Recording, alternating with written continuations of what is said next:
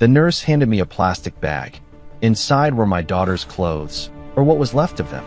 Her jeans were shredded, stiff with drying blood and mud. Her favorite white sweater was unrecognizable. I held that bag in the middle of the sterile hallway, and I didn't feel like a billionaire. I didn't feel like the man who commanded private armies or terrified corporate rivals.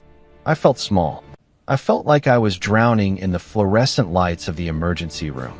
My little girl, Ivy, was behind those double doors, and the doctor had just told me they weren't sure if she would ever wake up again.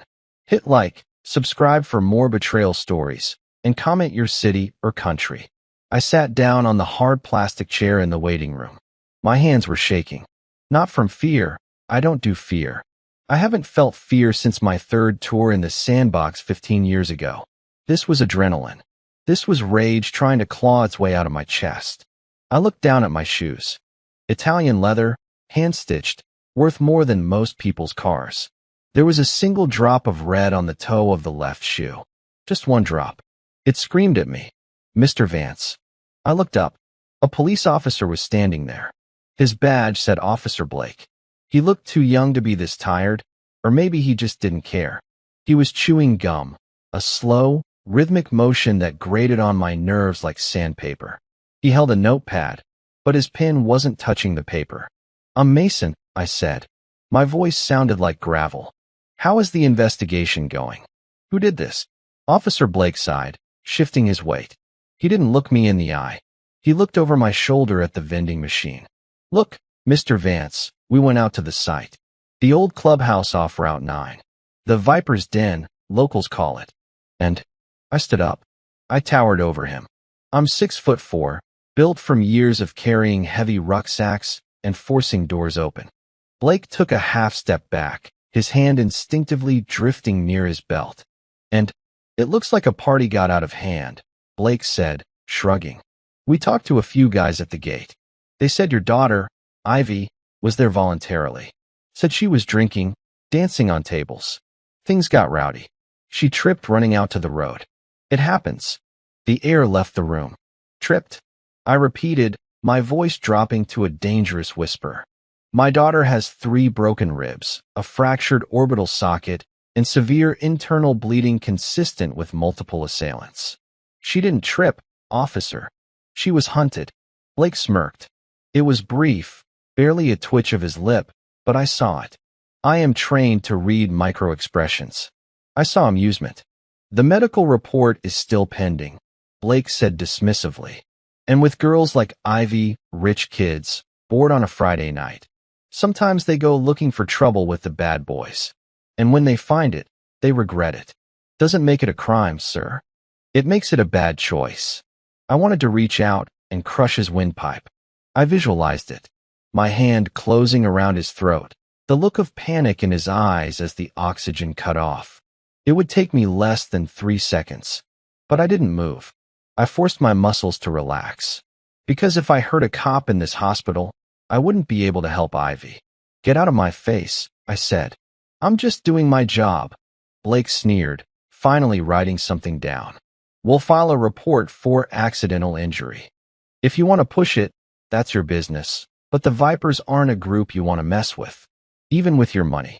He turned and walked away, the squeak of his boots echoing down the hall. He didn't interview the doctors. He didn't check the bag of evidence I was holding. He didn't care. That was the moment I knew. The law wasn't broken, it was bought. I needed air. I walked towards the automatic doors, the rain outside pounding against the glass. I needed to call my wife. Clara should have been here an hour ago. I had called her the second the ambulance arrived. Where was she? As I pulled my phone out, the door slid open. Clara rushed in. She looked immaculate. Perfect hair, perfect makeup, wearing a trench coat that looked like it had just been pressed. She didn't look like a mother who had just been told her daughter was half dead. "Mason," she called out, rushing to me. She hugged me, but her body was stiff. She smelled like expensive wine and mints. "Where were you?" I asked, pulling back to look at her. "I called you 4 times. I was at a charity gala. You know that," she said quickly, her eyes darting around the room. She wasn't looking for the doctor. She was looking at the people in the waiting room. Did anyone see us come in? Are there reporters? I stared at her. Reporters? Clara, Ivy is in a coma. Who gives a damn about reporters? We have a reputation, Mason, she hissed, lowering her voice. If the board finds out our daughter was at a biker clubhouse getting used like that, the stock prices will plummet. We have to control the narrative. I felt a cold chill settle in my stomach. It was colder than the rain outside. Control the narrative? I asked slowly. She was attacked, Clara. She didn't go there to party. She hates that scene. She was supposed to be at the library. Clara looked away. She pulled her phone out of her pocket. Her thumb was flying across the screen, deleting things. Messages. Logs. I watched her reflection in the glass door. She was deleting call history. Why are you deleting calls, Clara? I asked. She froze. I'm not. I'm just clearing space. My phone is full. Your 512 gigabyte phone is full. Stop interrogating me, Mason. I'm upset. She snapped, shoving the phone into her purse and clutching it tight against her chest. I'm going to find the doctor. You look like a mess. Go wash that blood off your hands before someone takes a picture. She walked past me, her heels clicking on the linoleum. She didn't ask to see Ivy. She didn't ask if Ivy was in pain. She went straight to the administration desk. I stood there, alone in the hallway. The cop was laughing at me. My wife was worried about stock prices. My daughter was broken in a bed 50 feet away. I looked down at the plastic bag in my hand again. Through the clear plastic, I saw Ivy's phone. The screen was cracked, but I could see a notification light blinking weakly. I reached in and pulled it out. The battery was at 2%. I pressed the side button. It wasn't locked. Ivy trusted me. She never locked her phone around me. The last app open wasn't the library schedule. It was her messages. The last text she sent was 2 hours ago, right before the attack. It wasn't to her boyfriend. It wasn't to her friends. It was to Clara. Mom, I'm here where you told me to go. The guy with the snake tattoo is looking at me weird. You said you'd meet me here. Where are you? I'm scared. The phone died in my hand. The screen went black. My heart stopped. My own wife sent her there. Clara sent our daughter to the Vipers Denver. I looked down the hall at Clara. She was laughing charmingly at the receptionist, using that socialite smile she had perfected over 20 years. I put the dead phone in my pocket. I didn't wash the blood off my hands. I needed to remember this feeling. The feeling of total, absolute betrayal. I wasn't a billionaire anymore. I was a soldier again, and the enemy was inside the wire. I didn't confront her. Not yet. I slid Ivy's dead phone into my suit pocket, right against my chest. It felt heavy, like a lead weight dragging me down. Watching Clara charm the hospital administrator, flashing that practiced smile while our daughter lay broken down the hall, made my stomach turn. I wanted to scream, to grab her by her designer coat and shake the truth out of her, but discipline is what kept me alive in the desert, and discipline was the only thing that would save Ivy now. I need to go home, I said, walking up to Clara. My voice was flat, devoid of emotion. She blinked, surprised. Now? Mason, she hasn't even woken up. I need to get fresh clothes. And I need to secure the house. I lied. If the press is coming, like you said, we need the gates locked. That worked. Her eyes lit up at the mention of protecting our image. Yes. Good. Go. I'll stay here with her. Just come back before the doctors give an update. I turned and walked away before I did something I'd regret. The drive to our estate usually took 30 minutes. I made it in 15. My hands gripped the steering wheel so hard the leather creaked. The rain had stopped, leaving the city slick and black under the streetlights. Every shadow looked like an enemy. Every motorcycle I passed made my hand twitch toward the glove box where I kept my Sig Sauer. When I got home, I didn't go to the bedroom. I went straight to the basement. Most people have wine cellars or home theaters. I have a server room. When you run a private military contracting firm, you don't rely on the local police for security. You build your own. The room was cold, humming with the sound of cooling fans. I sat down at the terminal and typed in a password only 3 people in the world knew. The screens flickered to life. Ghost Protocol, Initiated. I wasn't looking for bank accounts yet. I needed eyes on the ground. I pulled up the satellite feed from my company's orbital network. It wasn't real time. Civilian access is delayed by 20 minutes, but it was close enough. I punched in the coordinates for Route 9, the Vipers, Denver. The image resolved on the main 8K monitor. The clubhouse was an old industrial warehouse surrounded by a chain-link fence topped with razor wire. From the street, it looked abandoned. From the sky, it looked like a fortress. I rewound the footage to 4 hours ago. I watched the thermal signatures. Heat blobs moving in the dark. I zoomed in. The software sharpened the image, enhancing the grain until I could count them. 1, 2, 10, 30, 55. 55 heat signatures inside that building. 55 men. I watched as a car pulled up to the gate on the screen. A black sedan. A figure got out, small, stumbling. Ivy. My heart hammered against my ribs. I watched my daughter walk toward the gate. She hesitated. She looked at her phone.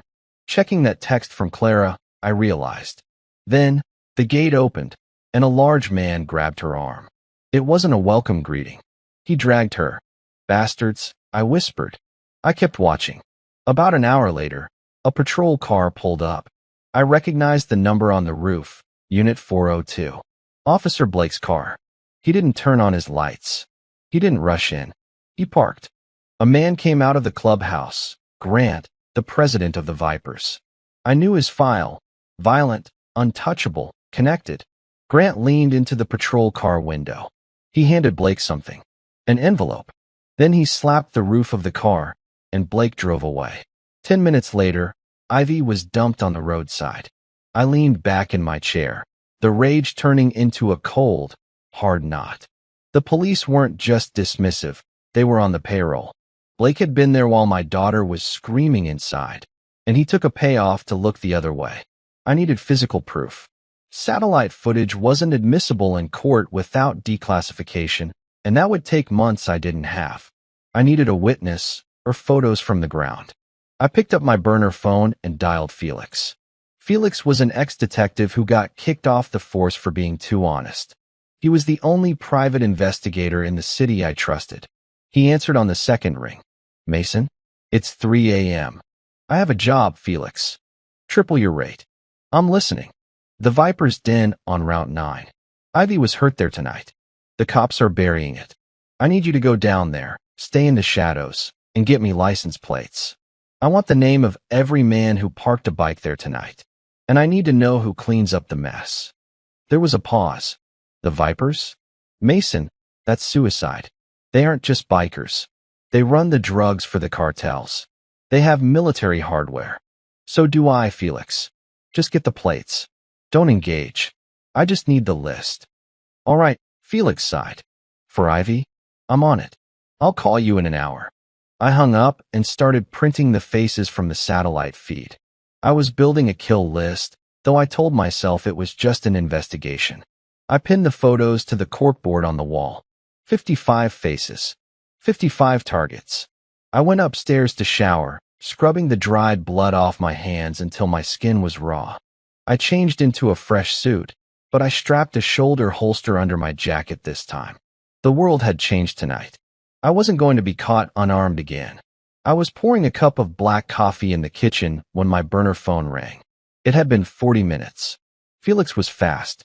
Talk to me, Felix. I answered, bringing the cup to my lips. Mr. Vance. The voice wasn't Felix. It was deep, distorted, and amused. I froze, the coffee cup hovering in midair. Who is this? I asked, my voice dropping an octave. You have a nice car, Mr. Vance, the voice said, and a lovely house. But you should really be more careful with your employees. They tend to have accidents. Where is Felix? Felix had a little trouble navigating the curve near the quarry. Brakes failed. Tragic, really. My grip tightened on the phone. If you touched him. Listen to me closely, rich boy. The voice snarled, the amusement gone. We know who you are. We know where you live. And we know your wife has a very expensive taste in jewelry. Go back to your boardroom. Leave the streets to us. If we see another drone, or another cop, or another snooping PI, We won't just hurt your daughter next time. We'll finish the job." The line went dead. I slowly lowered the phone. I didn't throw it. I didn't scream. I placed the cup down on the counter with a deliberate, soft clink. They killed Felix. In less than an hour, they had spotted him, killed him, and used his phone to call me. This wasn't a street gang. This was a paramilitary organization with counter-surveillance capabilities. They knew I was watching. They knew about the drones. I walked back down to the basement. I looked at the map on the screen. The red, that was Felix's phone, was stationary at the bottom of the rock quarry, 3 miles from the clubhouse. I wasn't dealing with criminals. I was dealing with an occupying force. I looked at the picture of the clubhouse again. The steel doors. The perimeter fence. The guards. "You want a war?" I whispered to the empty room. "Okay, war it is." I opened a new file on the computer. I didn't label it evidence. I labeled it acquisition.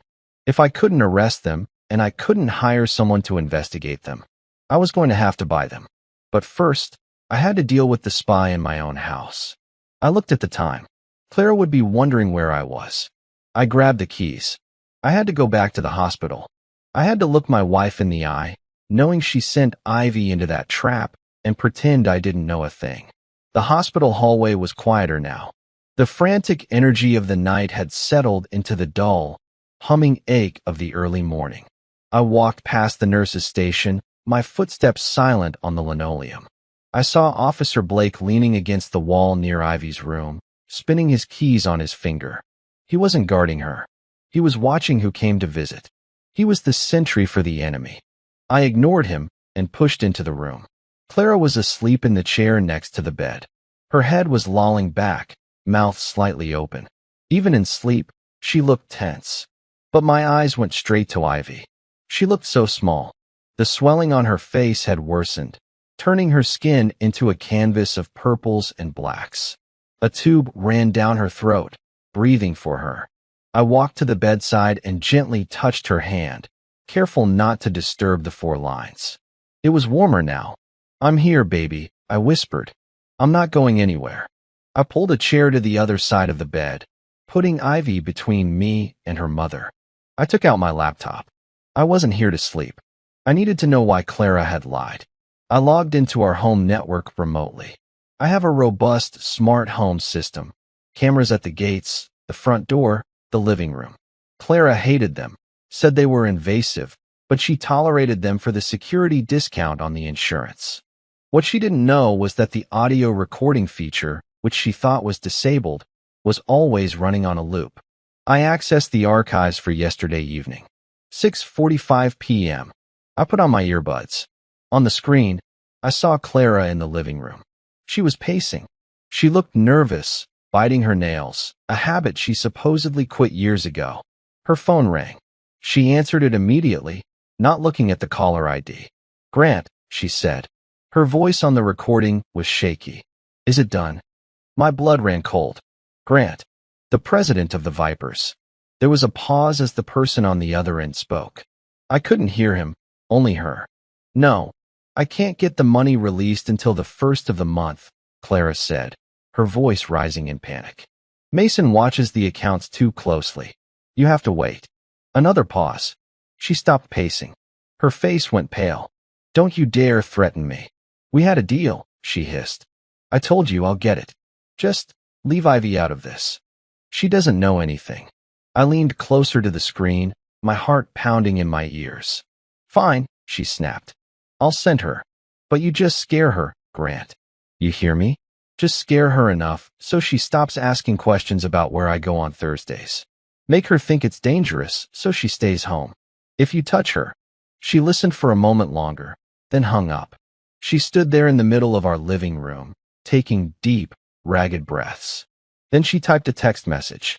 The text I had found on Ivy's phone. "Go to the location. Meet me there." She sent our daughter into a den of wolves as a distraction. To buy herself time. To pay off a debt? Blackmail? I looked up from the screen. Clara was stirring. She blinked awake, disoriented, and saw me staring at her. I quickly minimized the window, but my face must have betrayed something. "Mason," she croaked, rubbing her eyes. "You're back. Is everything okay at the house? The house is secure, I said. My voice was calm. Too calm. The gates are locked. No one gets in or out without me knowing. She sat up straighter, smoothing her hair. Good. That's good. Have the doctors said anything? No change. I watched her.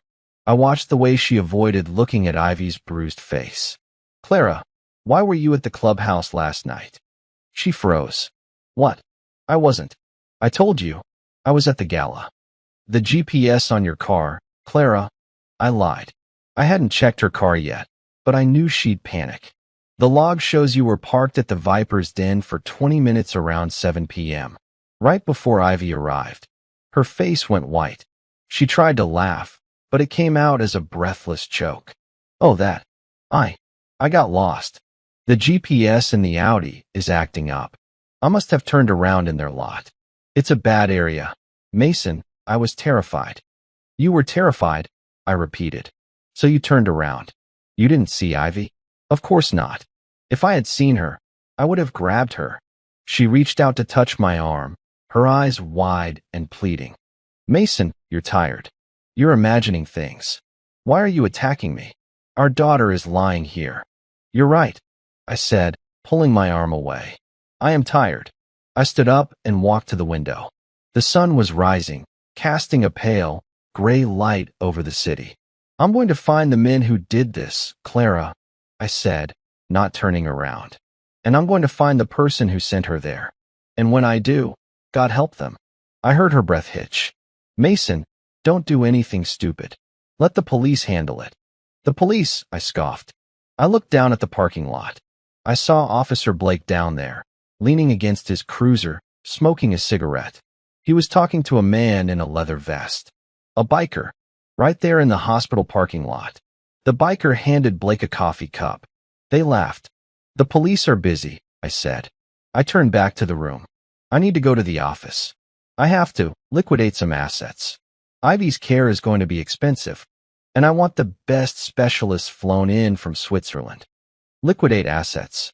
Clara asked, her voice sharp. Which assets? Does it matter? I challenged her. Well, yes, Mason. We have a portfolio to maintain. You can't just sell things off without consulting the board. Without consulting me. There it was. The greed. The fear. She wasn't worried about Ivy's brain surgeon. She was worried about the money she owed Grant. I'm selling the vintage car collection, I said. And the vacation home in Aspen. No, she blurted out. I mean, is that necessary? We have cash reserves. I froze the cash reserves this morning, I said simply. Security protocol. Until I know who targeted us, all liquid cash is on lockdown. No transfers out. Not even $1. Clara looked like she had been slapped. Her mouth opened and closed. You froze the accounts? To protect us, honey, I said, stepping close to her and kissing her on the forehead. She felt cold. You're safe now. No one can steal from us. I walked out of the room before she could scream. I had just cut off her lifeline. If she owed the Vipers money, she was about to be in a lot of trouble. And desperate people make mistakes. I walked past Officer Blake in the hallway again. He didn't smirk this time. He looked at me with cold, dead eyes. He knew I was up to something. I got into my car and drove. Not to my office. I drove to a small, nondescript electronics shop in the garment district. It was closed, the metal grate pulled down. I banged on the shutter, 3 hard knocks, then 2 soft ones. A moment later, the shutter rattled up. A young man with blue hair and thick glasses peered out. Shop's closed, man, he said. Then he saw my face.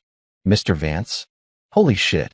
I need a ghost setup, Leo, I said, ducking under the shutter. And I need it now?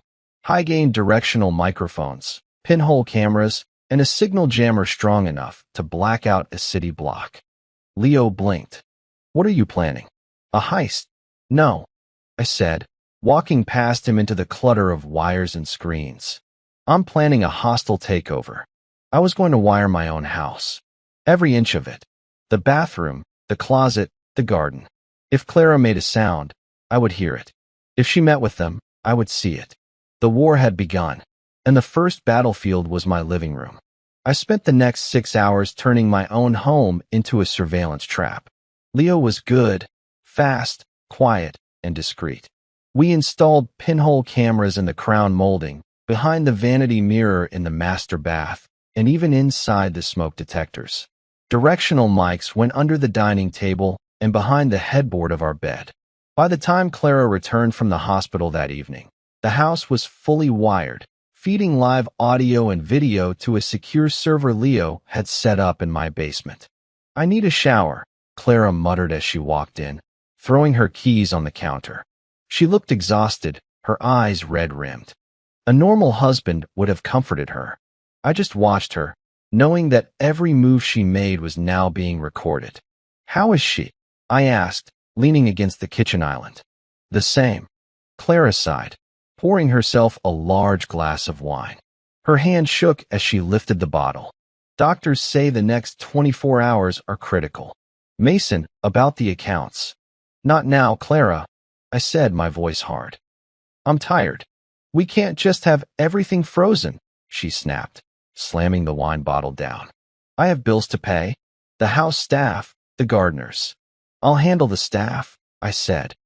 "You don't need to worry about money right now. You just worry about Ivy." She glared at me, then downed half the glass in one gulp and stormed upstairs. I waited 10 seconds, then pulled out my tablet. I tapped the feed for the master bedroom. On the screen, I saw Clara pace the room. She checked the door, locked it, and then ran into the walk-in closet. I switched to the closet camera, a tiny lens hidden in a tie rack. She was digging through her jewelry box. She pulled out a velvet pouch hidden at the very back, behind her winter scarves.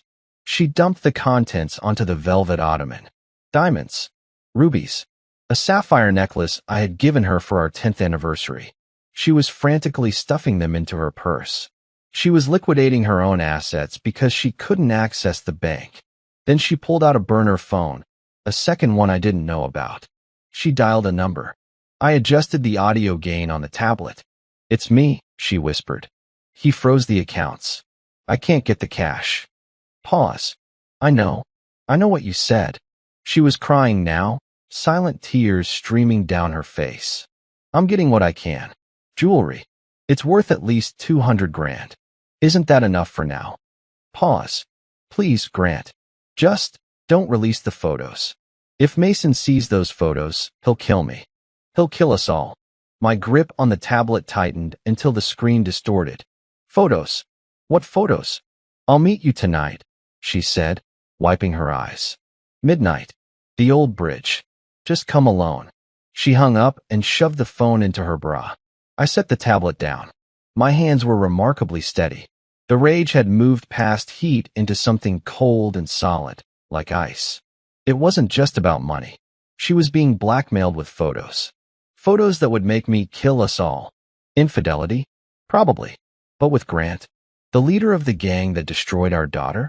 I went downstairs to the garage. I didn't take the sedan. I took the black SUV with the tinted windows. I checked the SIG Sauer on my hip and grabbed a second magazine. Then I grabbed a tracking beacon, a magnetic puck the size of a quarter. I waited in the dark of the garage. At 11:30 p.m., I heard the door to the house open. Clara came out, wearing dark clothes and a baseball cap. She moved quickly to her Audi. As she backed out, I slipped out the side door into the bushes. As her car paused at the end of the driveway waiting for the gate to open, I sprinted low and slapped the tracker under her rear bumper. She sped off into the night. I gave her a 3-minute head start, then followed. The tracking app on my phone led me out of the wealthy suburbs, past the city center, and down toward the industrial district. The old iron bridge was a rusted relic spanning a dried-up riverbed. It was a place for drug deals and dumping bodies. I parked a quarter-mile away and moved in on foot. The shadows were my friends. I moved silently, using the rusted girders for cover. I saw Clara's Audi parked in the middle of the bridge. Her headlights were off. She was standing by the railing, clutching her purse. A moment later, the roar of an engine cut through the silence. A motorcycle, a single bike pulled up. The rider killed the engine and dismounted. He was huge, at least 6 feet 5 inches, wearing a leather cut with the Viper's logo on the back. President. This was Grant. I pulled out my camera with the telephoto lens. I needed evidence. Grant took off his helmet. He had a scar running down his cheek and a smile that looked like a predator sensing weakness. You look good, Clara, he said. His voice carried over the water. Shut up, she spat. Here. She threw the bag of jewelry at him. He caught it one-handed. He opened it, looked inside, and whistled. Classy. But it's light, Clara. This isn't 5 million. It's all I have, she screamed. Mason locked the accounts. You have to give me time. Time is money, sweetheart, Grant laughed. He stepped closer to her. He didn't look threatened. He reached out and touched her face. She flinched, but she didn't pull away. You remember when you liked it rough, Clara? He purred. Back before you snagged the billionaire? You were wild then. That's the girl in the photos. The girl who liked to party with the club. I was 19, she cried. That was a lifetime ago. Please, Grant. If Mason sees those pictures, if he knows I used to be one of you, pass around property. I lowered the camera. The pieces clicked into place. Clara wasn't just having an affair. She was from this world. She had been a club girl before she reinvented herself, changed her name, and met me. She had buried her past so deep I never found it. And now, Grant had proof. He'll divorce you, Grant said, toying with the necklace. He'll throw you on the street. And then you'll be right back where you started. With us. Just take the jewelry and leave us alone. Clara begged. You heard Ivy. That wasn't part of the deal. Ivy was collateral, Grant shrugged. The boys got excited. She looks just like you did at that age. It's poetic, really. That was it. The world narrowed down to a single point. Grant's head. I had the pistol in my hand. I raised it. I could end it right now. A single shot from 50 yards. I wouldn't miss. But if I killed him now, the rest of the Vipers would scatter. They would burn the evidence. They would go underground. And 54 other men would walk free. I needed all of them. I needed to cut the head off the snake and burn the nest. I lowered the gun. It took every ounce of willpower I possessed. Grant laughed again, pocketing the jewelry. Next week, Clara. 5 million. Or the photos go to the press. And to Mason. He got on his bike and roared away. Clara stood there alone on the bridge, sobbing into the dark. I watched her for a long time. I felt nothing for her. The woman I loved was dead. She died the moment she traded our daughter's safety for her own secrets. I turned and walked back to my car. I had the confirmation I needed. The enemy wasn't just at the gate. She was sleeping in my bed. It was time to initiate phase 2. I picked up my phone and dialed a number I hadn't called in 6 years. Nathaniel, I said when the line picked up. Mason, is everything okay? No. I'm activating the unit. Get the boys. We have a job. What kind of job? Pest control, I said. We're going to buy a building. The next morning, I moved like a ghost in my own house. I made coffee for Clara. I asked her how she slept. I played the part of the doting, worried husband perfectly, even as I watched her lie to my face about the missing jewelry. She told me she had misplaced it in her frantic state. I just nodded, sipping my black coffee, while my mind was already 3 moves ahead on a chessboard she didn't even know she was playing on. I have a meeting with the lawyers today, I told her, adjusting my tie in the mirror, trying to figure out a way to unfreeze some assets for Ivy's medical trust. Oh, thank God. She exhaled, relief washing over her face. Do whatever you have to do, Mason. I will, I promised. And I meant it. I left the house and drove straight to an abandoned airfield on the outskirts of the city. It was a relic from the Cold War, now privately owned by a shell corporation I controlled. Inside the rusted hangar, 4 men were waiting for me. My team. Nathaniel, the sniper who could hit a coin from a mile away. Felix's brother, Julian, a demolitions expert who looked like a librarian but could level a city block with household chemicals. Ryder, a mountain of a man who specialized in heavy weapons and breaching. And Evan, our tech wizard and intelligence officer. They were all retired, living quiet lives. But when I called, they came. We were bound by blood and secrets that went deeper than any contract. "Boss," Nathaniel said, nodding as I walked in. He was leaning against a crate, cleaning a long-range rifle. "You look like hell." "I feel like it," I said, throwing a dossier onto the folding table in the center of the group. "This is the target." They gathered around. Photos of the Viper's den, profiles of Grant and his lieutenants. The autopsy reports of the girls they had hurt before Ivy. Girls whose cases had disappeared. "Bikers," Ryder scoffed, crossing his massive arms. "We took down warlords in the Hindu Kush. You called us out of retirement for a bunch of meth heads on Harleys." "These aren't just bikers," I said, projecting the satellite images onto the wall. "They're a syndicate, protected by the police, funded by blackmail, and armed with military-grade surplus. They operate with impunity because they have dirt on half the city council." I paused, looking each of them in the eye. "And they hurt Ivy." The mood in the hangar shifted instantly. The skepticism vanished, replaced by a dark, dangerous focus. They all knew Ivy. They had been to her birthday parties. They were her uncles. "Say the word," Julian said softly. "We don't go in guns blazing." "Not yet," I said. "If we attack now, it's a gang war. The police will intervene, and we'll be the villains. We need to own the battlefield." I turned to Evan. "I need you to buy the building." Evan blinked. "The clubhouse." "The land it sits on," I corrected. "The warehouse is leased. The owner is a corrupt landlord named Vinny who looks the other way. I want you to set up a shell company. Offer him triple the market value. Cash. Close the deal today. And then, I said, a cold smile touching my lips. As the new landlords, we're going to do some renovations." "Renovations," Ryder grinned, cracking his knuckles. "I want the doors replaced," I said, pointing to the blueprints. "Reinforced steel. Magnetic locks that can be triggered remotely. I want the windows sealed with ballistic glass disguised as normal panes. And I want the ventilation system rigged." "Rigged with what?" Julian asked, raising an eyebrow. "Nothing lethal." "Yet," I said. "Just airflow control. We need to control the environment." "This is a trap," Nathaniel realized. "You're building a cage." "Exactly," I said. "They're having their anniversary party on Saturday. Victory night. All 55 members will be there. I want them to feel safe. I want them to feel like kings. And then, I want to lock the door." I spent the rest of the day coordinating the logistics. It was a massive operation, moving fast and quiet. Money greased the wheels. By 4 p.m., the deed to the property was in the name of Phoenix Holdings.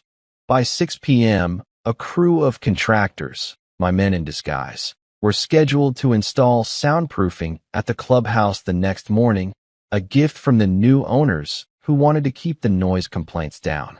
The bikers would buy it. They were arrogant. They would think the new landlord was just another scared civilian trying to appease them. When I got back to the hospital that night, Clara was gone. A nurse told me she had left to freshen up. I sat by Ivy's bed. The swelling was going down, but she was still silent, lost in the dark. I held her hand. "I'm building a mousetrap, baby," I whispered to her. "And they're all going to walk right into it." Suddenly, my phone buzzed. A text from Evan. "Deed secured." Vinny sang like a bird. He gave us something else too. A ledger. I frowned. "What kind of ledger?" "A list of investors," Evan replied. "People who get a cut of the club's profits in exchange for protection." A file attachment popped up. I opened it. It was a spreadsheet. Names, dates, amounts. I scrolled down. Judges, police captains, a city councilman. And then, near the bottom, Clara Vance. I stared at the screen. It wasn't just blackmail. It wasn't just a past she was hiding. Clara was an investor. The dates went back 5 years. She had been funneling money into the club for years. Not to pay off a debt, but as a silent partner. She was profiting from the drugs. From the girls. She hadn't just sacrificed Ivy to save herself. She had sacrificed Ivy to protect her investment. The phone nearly cracked in my hand. The betrayal was so absolute, so complete, that I couldn't breathe. My wife wasn't a victim. She was a monster. She was one of them. I looked at Ivy. My beautiful, innocent daughter. Her mother had sold her soul for a percentage of the profits of a criminal empire. I stood up. The chair scraped loudly against the floor. I wasn't going to wait for Saturday to deal with Clara. I was going to deal with her now. I walked out of the hospital room. I didn't say goodbye to Ivy this time. I had work to do. I drove home. The house was dark. I walked in the front door. Clara was in the living room, pouring another drink. She looked up, smiling that fake, plasticky smile. "Mason, you're home. Did you see the lawyers?" I didn't answer. I walked over to the fireplace and picked up the poker. "Mason," her smile faltered. "What are you doing?" "I know, Clara," I said. My voice was quiet, terrifyingly calm. "Know what?" She took a step back, the glass trembling in her hand. "I know you're not being blackmailed," I said, taking a step toward her. "I know you're a partner." I saw the ledger.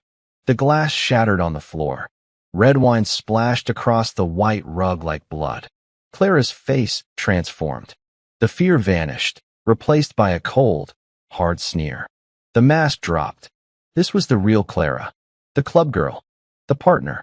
"So," she spat, "you think you're so high and mighty? You made your money killing people in deserts. I made mine providing a service. We're the same, Mason." "We are nothing alike," I said. "What are you going to do?" She laughed, a harsh, brittle sound. "Kill me? You won't. You're too civilized now. And if you touch me, Grant will burn this whole city down." "Grant won't be able to help you," I said. "He has his own problems coming." I didn't hit her. I didn't need to. "Pack a bag," I said. "What?" "Pack a bag. You're leaving. Tonight." "I'm not going anywhere. This is my house. This is my house." I roared, the anger finally breaking through. "And you are trespassing. Get out before I forget that I'm a father and remember that I used to be a killer." She looked at my eyes. She saw the void there. And for the first time, she was truly terrified. She ran past me, up the stairs. I stood in the spilled wine, listening to her scramble. I wasn't done with her. Kicking her out was just the beginning. I needed her desperate. I needed her to run to Grant. I needed all the rats in one cage. Clara left within the hour. She dragged 2 Louis Vuitton suitcases down the stairs, her face a mask of hatred and fear. She didn't look at me as she stormed out the front door. She didn't ask about Ivy. She just got into her Audi and sped off, tires screeching against the pavement. I watched her go from the window. I didn't need to track her anymore. I knew exactly where she was going. She was running to her business partner. She was running to Grant. Good. I pulled out my phone and called Evan. "She's mobile," I said. "Is the house ready?" "Safe house is prepped, boss," Evan replied. "We've got the perimeter secured. But are you sure about moving Ivy? It's risky." "She's not safe at the hospital," I said, turning away from the window. "Clara knows the room number. Grant knows. If they think I'm coming for them, and they will, once Clara starts talking, they might try to use Ivy as leverage again. I won't let that happen." "Understood. The ambulance is 2 minutes out." I drove back to the hospital. This time, I didn't park. I pulled up to the loading dock in the back. A private ambulance, unmarked and armored, was waiting. 2 of my men, dressed as paramedics, were already inside. We moved fast. We bypassed the front desk, using a service elevator I had hacked access to. In Ivy's room, we worked in silence. We transferred her to a transport stretcher, securing the IVs and monitors. She looked so fragile, a broken porcelain doll in a world of steel and concrete. Officer Blake was nowhere to be seen. He was probably off spending his bribe money. We got her out without anyone noticing. By the time the hospital staff realized she was gone, we were miles away, heading toward a secluded estate in the mountains that didn't exist on any public map. Once Ivy was settled in the medical wing of the safe house, with a private doctor and 2 armed guards outside her door, I could finally focus on the endgame. I walked into the war room of the safe house. My team was there. The mood was electric. "Report," I said, unrolling the blueprints of the Viper's den on the table. "Phase 1 is complete," Julian said, pointing to the diagrams. "We installed the new doors this morning. The bikers actually thanked us." Said the old ones were drafty. He chuckled. They have no idea those doors are reinforced with tungsten carbide cores. An RPG couldn't get through them. And the locks. Maglocks wired to a central receiver, Evan added. We have the remote. One button, and that place becomes a tomb. Windows are sealed with transparent polycarbonate. It looks like glass, but it's bulletproof. Excellent, I said. What about the ventilation? That was trickier, Ryder grunted. But we got it done. The intake fans are now reversible. We can shut off the fresh air supply completely. Or pump something in. No gas, I said firmly. I want them awake. I want them to know what's happening. Fair enough, Ryder shrugged. What about Clara? Nathaniel asked quietly. I projected the live feed from a drone hovering over the Viper's den. Clara's Audi was parked right in front. She's inside, I said. She's telling Grant everything. She's telling him I know about the partnership. She's telling him I froze the money. That makes them desperate, Nathaniel noted. Desperate men are dangerous. Desperate men make mistakes, I corrected. They'll consolidate. They'll call in every member for protection. They'll turn that party on Saturday into a war council. They'll think they're safe inside their fortress. I looked at the screen. I could see movement in the clubhouse yard. Bikers were arriving. More than usual. They were gathering. Saturday is tomorrow, I said. We have 24 hours to prep. I want full tactical gear. Non-lethal takedowns are optional. Optional. Julian raised an eyebrow. You want us to kill them? I looked at the photo of Ivy I had taped to the wall. The one taken before the attack, where she was smiling, full of life. Then I thought of the girl lying in the next room, hooked up to machines. This isn't a police action, I said. This is a surgical removal of a cancer. Anyone inside that building who is holding a weapon is a target. Clara included. The room went silent. Your wife, boss? Evan asked hesitantly. She ceased being my wife when she signed that ledger. I said, cold as the grave.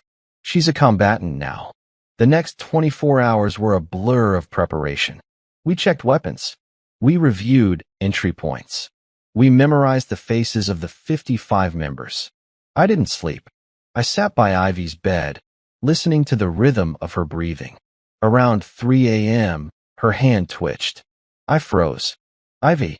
Her eyes fluttered. They opened, just a slit. They were glassy, unfocused. She looked around the room, panic rising in her chest as the machines beeped faster. Shoo, shoo, it's okay, I soothed, leaning over her. It's Dad. You're safe. You're with me. She focused on my face. Tears welled up in her eyes. She tried to speak, but the tube stopped her. She squeezed my hand. Weak, but there. I pulled a notepad and a pen from the table. Can you write? She nodded slightly. Her hand trembled as she took the pen. She wrote 3 words. They laughed. I stared at the paper. My heart shattered into 1,000 pieces. They laughed. While they hurt her.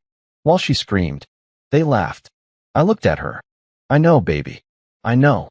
She wrote again. Mom watched. I stopped breathing. The room spun. Mom watched. It wasn't just that Clara sent her there. It wasn't just that she was a partner. Clara was there. She was in the room. She watched her own daughter being assaulted to teach her a lesson, to scare her. And she did nothing. A roar built up inside me, a soundless scream that threatened to tear my throat apart. This was beyond evil. This was something demonic. I kissed Ivy's forehead. Rest now, Ivy. Just rest. I walked out of the room. I walked into the hallway where my team was gearing up. I picked up my tactical vest. I picked up my rifle. Change of plans, I said. My voice was different. It wasn't human anymore. What's the change? Nathaniel asked, sensing the shift. No prisoners, I said. We lock the doors. And we don't open them until everyone inside is dead. Everyone. Everyone. I racked the charging handle of my rifle. The sound echoed like a judge's gavel. Saturday had arrived. And I was bringing hell with me. The sun set on Saturday with a blood-red horizon, fitting for what was about to happen. We parked the van 3 blocks away from the Viper's den, hidden in the shadows of an alleyway. The air was thick with the smell of ozone and exhaust. I checked the monitor in the back of the van. The drone feed showed the clubhouse parking lot was full. Motorcycles gleamed under the floodlights. Music was thumping from inside, a heavy bass that vibrated through the ground. They were celebrating. Victory night. They thought they had won. They had the money, they had the political protection, and they had silenced the billionaire. Count is confirmed, Evans said, his fingers flying over the keyboard. 55 members inside, plus one civilian female. Clara, is Grant there? I asked. Visual confirmation. He's at the head of the table. Good. I adjusted my earpiece. Listen up. This is a precision strike. We are outnumbered 10-1. But we have the element of surprise, and we control the environment. Ryder, you're on the rear exit. If anyone manages to breach the back door, put them down. Nathaniel, take the roof. Watch the perimeter for any police response. Julian, Evan, you're with me at the front. Copy that. The team responded in unison. I stepped out of the van. I wasn't wearing my usual suit. I was wearing full tactical gear, black body armor, combat boots, and a ballistic mask that covered the lower half of my face. But I left my eyes visible. I wanted them to know who was killing them. We moved through the shadows, silent as wraiths. We reached the side of the building. I could hear the laughter inside, the clinking of glasses. I pressed my hand against the cold brick wall. My daughter's words burned in my mind. They laughed. Mom watched. Evan, I whispered. The doors. Evan pulled out the remote. He looked at me for confirmation. I nodded. He pressed the button. Thud clank. The sound was massive, a mechanical slam that shook the building. The heavy steel shutters we had installed over the windows dropped instantly. The front and back doors engaged their magnetic locks with a deep, resonant hum. The music inside stopped. What the hell was that? I heard a muffled voice shout through the wall. I walked to the front door. There was a camera mounted above it. Part of the security upgrade we had given them. It was connected to a speaker system inside the main hall. I pulled out my phone and accessed the PA system app. Testing, I said. My voice boomed inside the clubhouse, amplified to a deafening volume. Silence inside. Who is that? Grant's voice came over the internal mic. Who's messing with the system? Open the door, someone yelled. I heard the handle rattle. Then a heavy thud as someone threw their shoulder against it. It didn't budge. It's locked. The shutters are down. Panic was starting to ripple through the room. Good evening, gentlemen, I said into the phone. And Clara. I heard a gasp. Mason. Clara's voice was shrill, terrified. Mason Vance. Grant roared. You listen to me. You open these doors right now, or I swear to God. You swear to who? I cut him off. You don't have a God, Grant. Men like you. You worship nothing but filth. We have hostages. Grant lied. We have girls in here. No, you don't, I said calmly. I checked the thermal scans. Just you, your boys, and my wife. 56 rats in a trap. What do you want? Grant screamed. Money? We can make a deal. I don't want your money, I said. I have plenty of money. Money bought this building. Money bought those doors. Money bought the silence of the police captain you own. I paused. But money couldn't buy my daughter's innocence back. Mason, please. Clara was sobbing now. I didn't mean for it to happen. They forced me. Liar, I whispered. You watched. The room inside went deadly silent. You watched. I repeated, louder this time. You stood there and watched them hurt our daughter. And you did nothing. Mason, tonight isn't about negotiation, I said. Tonight is about judgment. Shoot the door. Grant yelled. Bang, bang, bang. The sound of gunfire erupted inside. Rounds slammed into the steel door from the inside. But the tungsten core held. The bullets just flattened and fell to the floor. Save your ammo, I said. You're going to need it. I looked at Julian. Cut the power. Julian flipped a switch on the external breaker box. The lights inside the clubhouse died. The screaming started. I put on my night vision goggles. The world turned green and monochrome. Breach, I said. Evan placed a small directional charge on the lock mechanism. not to break it, but to override it for exactly 5 seconds. Boom. The door hissed open. We stepped into the darkness. The smell hit me first, stale beer, sweat, and now fear. The main hall was a cavernous space. Beams of flashlights cut through the gloom as the bikers tried to see what was happening. They were shouting, confused, blinded by the sudden darkness. "Contact front," one of them yelled. They opened fire blindly toward the door. Bullets sparked off the floor and walls around us. I raised my rifle. I didn't spray and pray. I picked a target. A man with a snake tattoo on his neck, the one Ivy had described. He was holding a shotgun, aiming at the shadows. I squeezed the trigger. He dropped without a sound. 1, I counted. The chaos that followed was absolute. They were shooting at each other in the confusion. We moved in a phalanx, a tight formation of death. We were precise. We were efficient. Grant was screaming orders from the back, behind the bar. "Kill them. There's only a few of them." He was right. There were only 4 of us. But we were operators. They were thugs. I moved through the room like a reaper. Every time I pulled the trigger, I saw Ivy's face. I saw the bruises. Bang. Another one down. Bang. Another. I saw Clara. She was cowering behind an overturned table near the bar, clutching Grant's leg. She looked up and saw the green glow of my goggles in the dark. She screamed my name. I didn't shoot her. Not yet. She needed to see this. She needed to watch her world burn, just like she watched mine. "Clear left," Evan shouted. "Clear right," Julian echoed. We pushed forward, stepping over the bodies of the men who thought they were untouchable. We reached the center of the room. 20 men were down. 35 left. They were retreating behind the bar and the pool tables, overturning them for cover. "Cease fire," Grant yelled. "Stop shooting." The gunfire died down. The silence was heavy, broken only by the whimpering of the wounded. "Mason," Grant called out from behind the bar. "You win." "Okay. You win. We surrender. We'll give you everything. The club, the contacts, everything." "I don't want your club," I said, my voice amplified by the silence. "I want your life." "You can't kill us all," he shouted. "The cops are on their way." They heard the shots. "The cops." I laughed. It was a cold, humorless sound.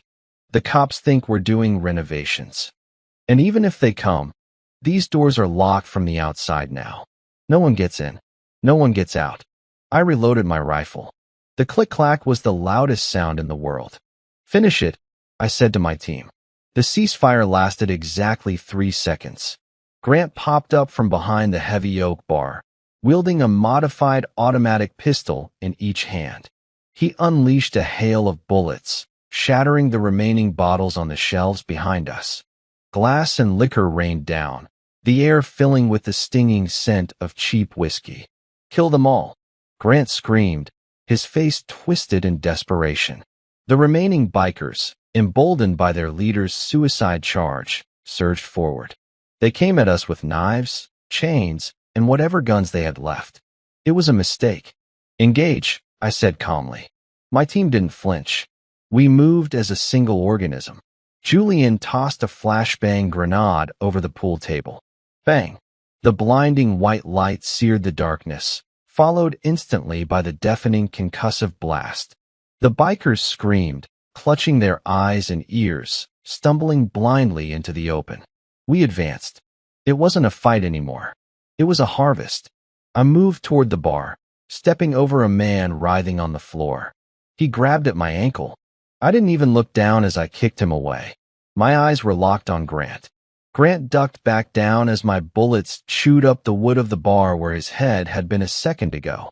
"Clara," he yelled. "Shoot him. He's your husband. Do something." I saw Clara. She was holding a small revolver, probably one Grant had given her. She was shaking so hard the gun was rattling against the wood.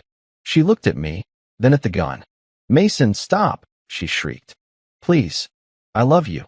"You love nothing," I said, firing a controlled burst that took out the biker next to her. She scrambled backward, crawling on her hands and knees away from Grant, away from me, toward the back office. "Let her go," I ordered my team. She has nowhere to run. We cleared the main floor. The silence returned, heavier this time. The air was thick with smoke and the metallic tang of blood. Only Grant was left. He was pinned behind the bar. He was alone. His army was gone. "Come on out, Grant," I said, my voice echoing in the sudden quiet. "Let's talk." "Go to hell," he spat. "I'm already there," I replied. "I'm just the tour guide." I signaled Julian. He moved to the left flank. Evan moved to the right. "You have no leverage, Grant," I said, walking slowly toward the center of the room. "The police aren't coming. Your money is frozen. Your men are dead. It's just you and me." "I have leverage," he shouted. He stood up suddenly, dragging someone up with him. It was Clara. He had grabbed her as she tried to crawl past him. He had his arm wrapped around her throat, the barrel of his gun pressed against her temple. "Back off," he screamed, eyes wild. "I'll blow her brains out. I swear it."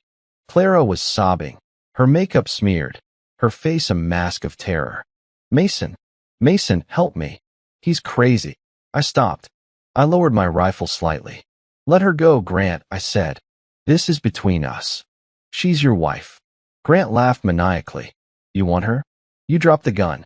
Drop it, or she dies." I looked at Clara. I looked at the woman who had shared my bed for 20 years. The woman who had birthed my daughter. And then I looked at the woman who had sold that daughter to a gang for profit. The woman who had watched while Ivy was broken. A strange calm washed over me. "Shoot her," I said. The room went dead still. Grant blinked, confused. "What?" I said. "Shoot her." I repeated, my voice steady. "She's not my wife. She's your partner. You want to kill your own partner? Go ahead. Saves me a bullet." Clara's eyes went wide. The realization hit her like a physical blow. She saw it in my face. I wasn't bluffing. I didn't care. "Mason," she whimpered. Grant's grip loosened slightly. He was shocked. He had expected the billionaire husband to crumble. He didn't know how to handle a man who had already lost everything that mattered. "You're bluffing," Grant sneered. "Am I?" I raised my rifle again. "I'll count to 3. If she's still breathing, I shoot you through her. 1. Grant's eyes darted around the room. He was looking for an exit. There were none. 2. Clara started to fight. She realized she was truly alone. She clawed at Grant's face, her nails digging into his eyes. "You bitch," Grant roared, pulling the gun away from her head to pistol whip her. That was the mistake. Crack. My single shot took Grant in the right shoulder. His gun flew from his hand. He spun around, howling in pain, and fell to the floor. Clara scrambled away, crawling into the corner, weeping hysterically. I walked over to the bar. I hopped over the counter. Grant was trying to reach for his gun with his left hand. I stepped on his wrist. I heard the bone crunch. He screamed. I looked down at him. The big, scary biker president. He looked small now. Pathetic. "Please," he gasped, looking up at me. "I can give you names. The cartel. The judges. I can give you everyone." "I don't need names," I said. "I have the ledger." I knelt down, bringing my face close to his. "You touched my daughter." I didn't mean to." "You laughed," I whispered. "That's what she remembers." "You laughed." I stood up. "I didn't kill him. Not yet." I turned to Clara. She was curled in a ball, rocking back and forth. "Get up," I said. She looked up at me, hope flickering in her eyes. "Mason, thank you. You saved me." "I didn't save you," I said coldly. "I just didn't want him to take the pleasure of killing you." I pulled a pair of zip ties from my vest. "Turn around." "What?" "Mason, no. I'm your wife. Turn around." I barked. She turned, sobbing. I zipped her hands behind her back. "Evan," I called out. "Hack the police frequency. Send a distress call. Use Grant's phone." "On it," Evan said. "What are you doing?" Grant groaned from the floor. "Calling the cavalry," I said. "But not to save you." I dragged Grant up by his collar and zip-tied him to a sturdy pipe running along the floor. I tied Clara next to him. "You two deserve each other," I said. Then I walked to the center of the room. "Julian, the charges." Julian nodded. He began placing small C4 charges on the support pillars. Not enough to bring the building down. just enough to open it up. We're leaving, I said, but we're leaving the door open for the press. I looked at the carnage around me. The battle was over, but the war wasn't done. I had one more move to make, one that would ensure that even if they survived prison, they would never, ever be free. I pulled out my phone. I dialed Officer Blake's personal number, which I had found in the ledger. He answered on the first ring. Hello, Officer Blake, I said. This is Mason Vance. You might want to come to the Vipers Denver. I have a gift for you. What? What did you do? I cleaned up your mess, I said. And I left the evidence wrapped in a bow. Oh, and Blake. Yeah. I sent a copy of the ledger to the FBI 10 minutes ago. If I were you, I'd start running.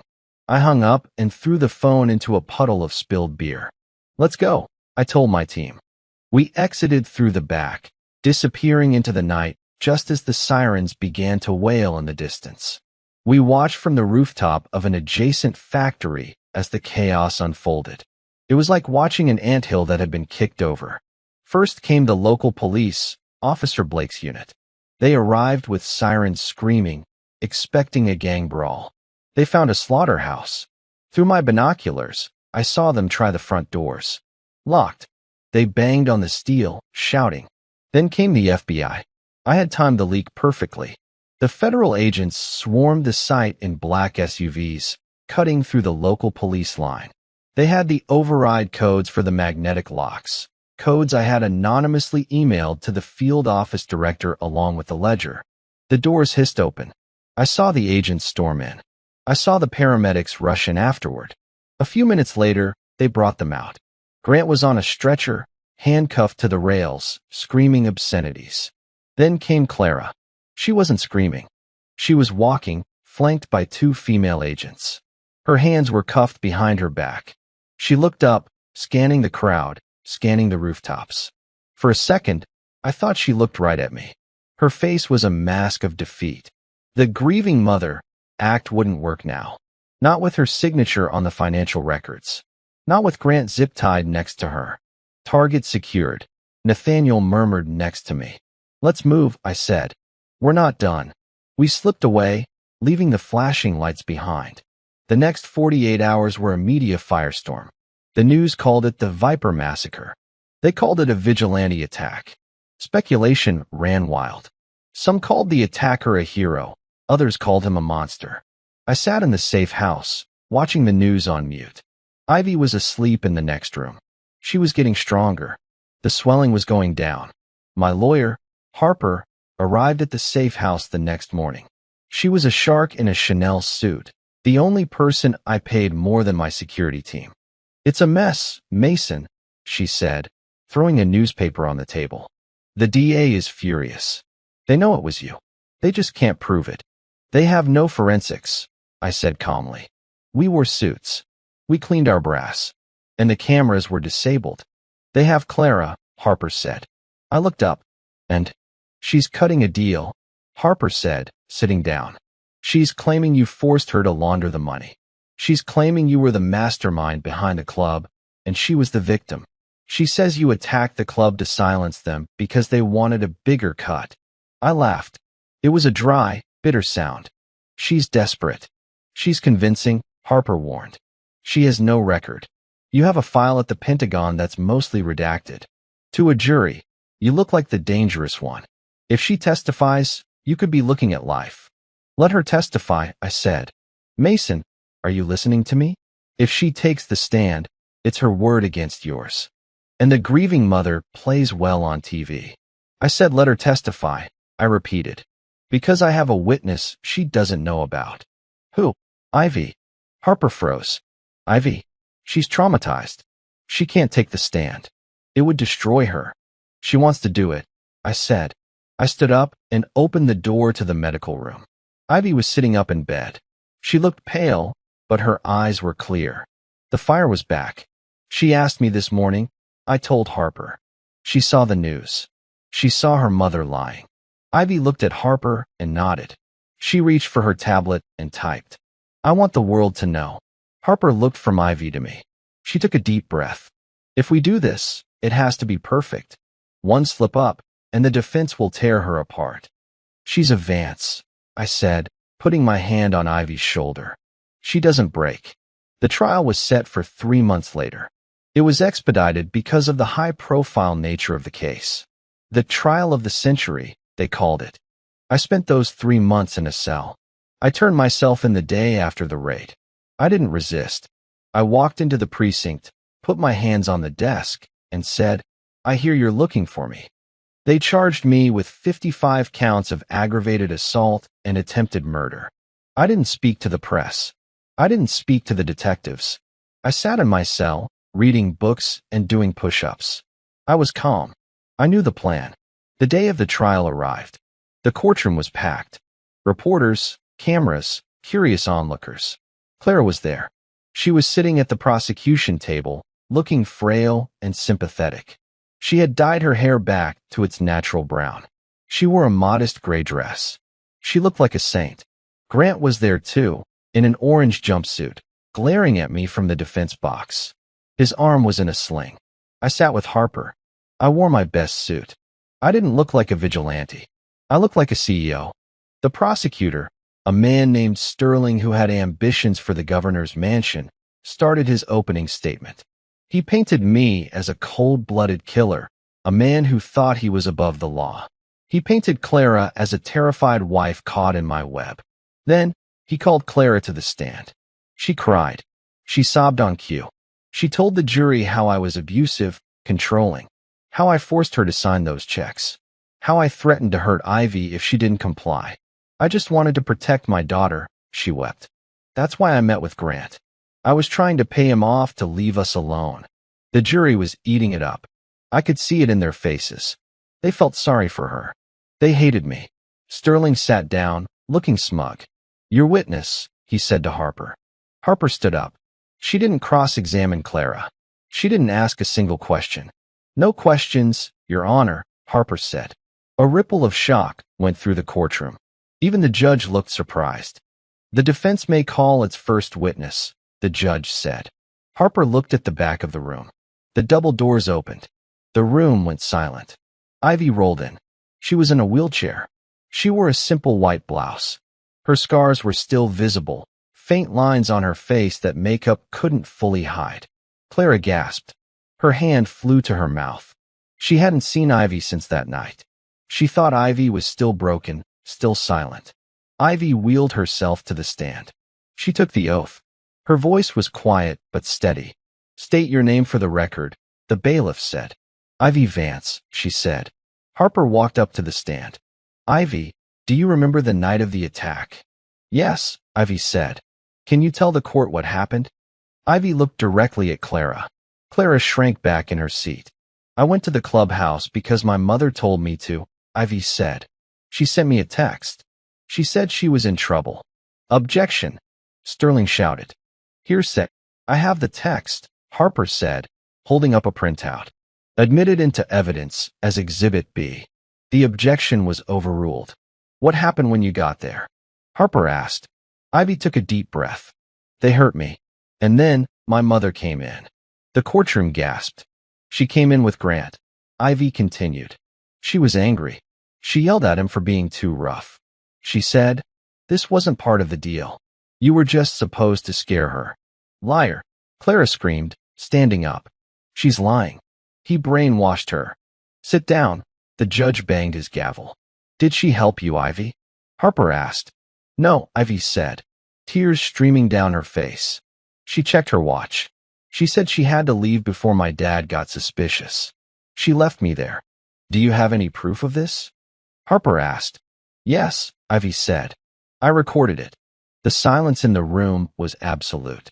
My phone was in my pocket, Ivy said. I turned on the voice memo app when I walked in. It recorded everything. It uploaded to the cloud automatically. Harper pulled out a flash drive. Your Honor, we would like to play the recording. Clara's face went white. She looked at Grant. Grant looked at the floor. They knew. It was over.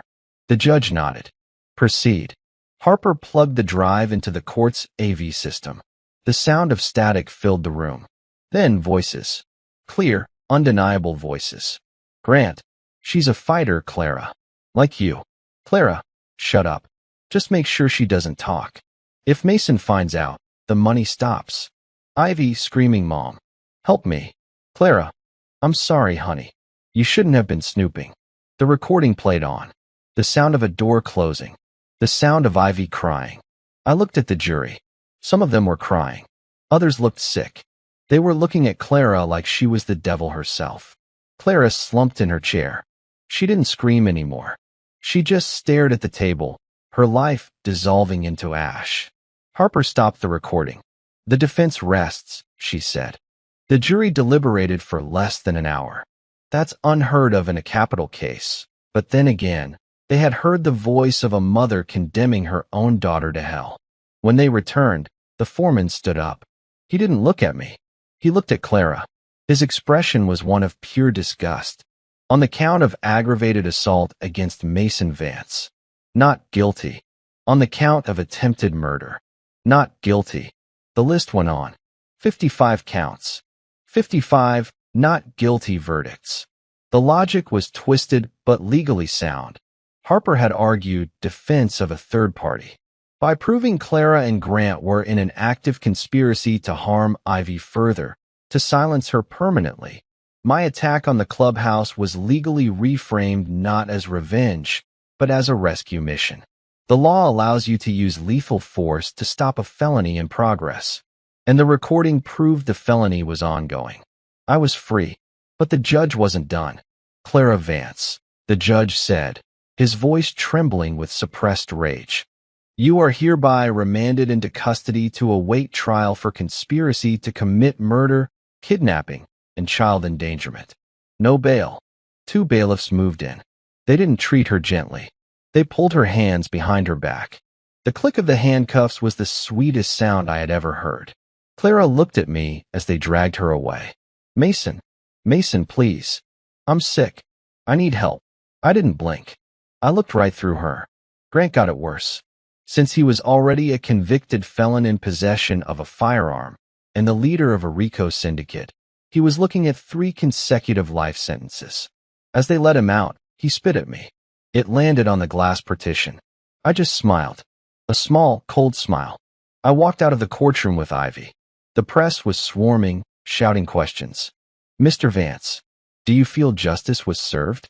Mr. Vance, will you sue the police department? I ignored them all. I pushed Ivy's wheelchair to the waiting car. Nathaniel was driving. He nodded at me in the rearview mirror. Where to, boss? Home, I said, but not the big house. Take us to the cabin.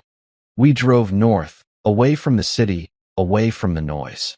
The cabin was a small place on a lake, miles from the nearest neighbor. It was quiet there.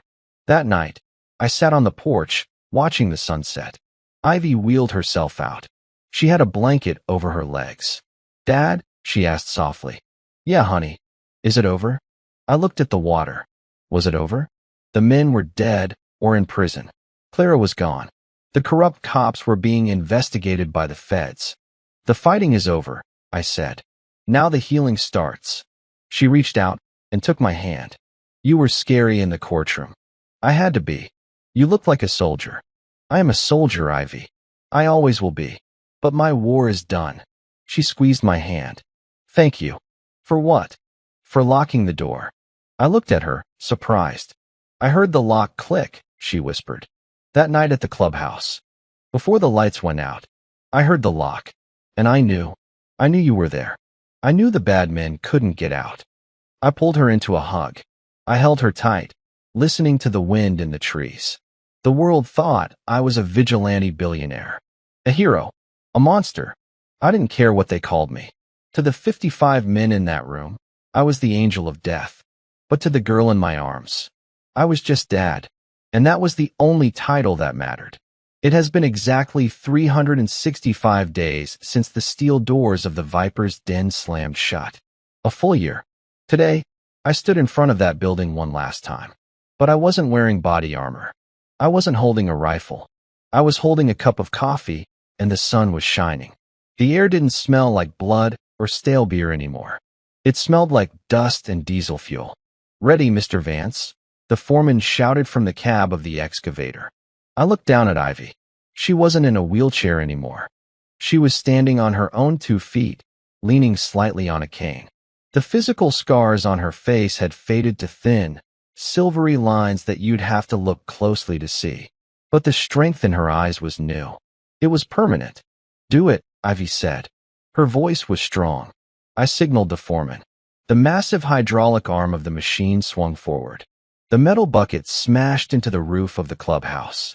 Wood splintered, bricks crumbled, and the sign that still read "Viper's Den" snapped in half and crashed into the dirt. We watched it fall. The fortress of our nightmares was just cheap wood and drywall after all. It took 4 hours to level the place. By noon, there was nothing left but a flat patch of earth. "What are you going to build here, Dad?" Ivy asked, watching the dust settle. "Nothing," I said. "I donated the land to the city this morning. They're going to turn it into a community garden. Flowers, Ivy. We're going to bury the hate under wildflowers." She smiled. It was the first real, unburdened smile I had seen in a year. We walked back to the car. As I opened the door for her, my phone buzzed. It was a notification from the prison system. "Inmate transfer complete. Clara Vance moved to maximum security." A letter had arrived at the house yesterday. It was from her. The envelope was stamped with the prison logo. I hadn't opened it. I had brought it with me. I pulled the envelope out of my jacket pocket. "Is that from her?" Ivy asked. She didn't call her mom anymore. "Yes." "What does it say?" "It doesn't matter," I said. I took out my lighter. I flicked the flame to life and held it to the corner of the envelope. The paper caught fire quickly. We watched as Clara's handwriting curled and turned to black ash, floating away on the wind, drifting over the pile of rubble that used to be her kingdom. She would spend the rest of her life in a concrete box, wondering why her money couldn't save her. She would rot with the memory of the husband who outsmarted her and the daughter who survived her. That was the true revenge. Not the bullets I fired that night. Not the fear I instilled in those men. The revenge was this. We were happy. We were free. And she was erased. I got into the car and started the engine. "Where to now?" Ivy asked, buckling her seatbelt. "Anywhere we want," I said. "We have a life to catch up on." I drove away, leaving the ruins in the rearview mirror. I didn't look back. A soldier knows when the war is over. A father knows when it's time to go home. Author's note to the family. If this story made your heart race, or if you felt the satisfaction of justice being served, please gently hit that like button. It helps these stories reach more people who need to hear them. And if you want to be part of our squad, subscribe and turn on the bell. We are building something strong here. I want to know where my family is watching from. Comment your city or country below. I love seeing how far our voice travels. And most importantly, tell me in the comments, what kind of story do you want next? Do you prefer military revenge, psychological thrillers, or emotional family justice? I read every comment, and I will write the next masterpiece based on what you want. One final question for you. If you were in Mason's shoes, standing in that room with the people who hurt your child, would you have waited for the police, or would you have locked the doors just like he did? Be honest. See you in the next epic thriller. Take care of yourselves.